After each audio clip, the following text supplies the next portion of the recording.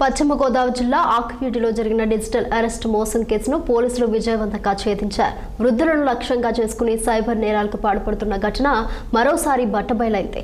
ఆకువీడు పట్టణానికి చెందిన retired head master వృద్ధురాలు రాజరాజేశ్వరిని సైబర్ నేరగాళ్లు డిజిటల్ అరెస్ట్ పేరుతో బెదిరించారు.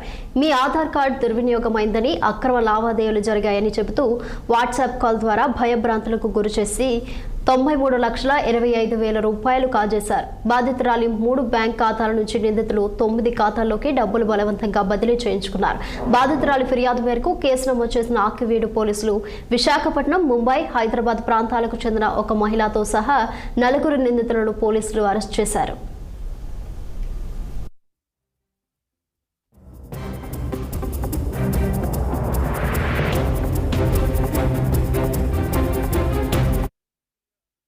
ముఖ్యంగా ఈ సైబర్ నేరాల్లో ఉద్దేశించి ఇది సైబర్ నెంబర్ మనకు ఉంటుందండి, టోల్ ఫ్రీ నెంబరు 1930. ఈ నెంబర్కి ఏదైనా సైబర్ గురించి వచ్చిన వెంటనే ప్రజలు ముఖ్యంగా ఏదైనా ఈ డిజిటల్ అరెస్ట్ అనేది లేదు. అసలు దీంట్లో ఎవరైనా మాయ మాటలు చెప్పి మోసపోకుండా ఉండడానికి ప్రజల అవేర్నెస్ చాలా ఇంపార్టెంట్. ఏ చిన్న సంఘటన జరిగినా సమాచారం షేర్ చేసుకుంటూ ఒకరికొకరు మాట్లాడుకుంటే ఇటువంటి నేరాలు అనేవి జరగవు. చాలామంది ఈ సమాచారం గోప్యంగా ఉంచుకుంటూ ముఖ్యంగా ఈ సైబర్ నేరాల్లో ఉద్దేశించి ఇది సైబర్ నెంబర్ మనకు ఉంటుందండి, టోల్ ఫ్రీ నెంబరు 1930.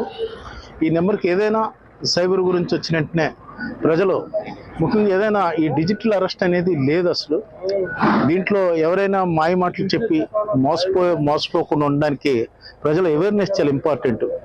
ఏ చిన్న సంఘటన జరిగినా సమాచారం షేర్ చేసుకుంటూ ఒకరికొకరు మాట్లాడుకుంటే ఇటువంటి నేరాలు అనేవి జరగవు. చాలామంది పిఠాపురం నియోజకవర్గంలో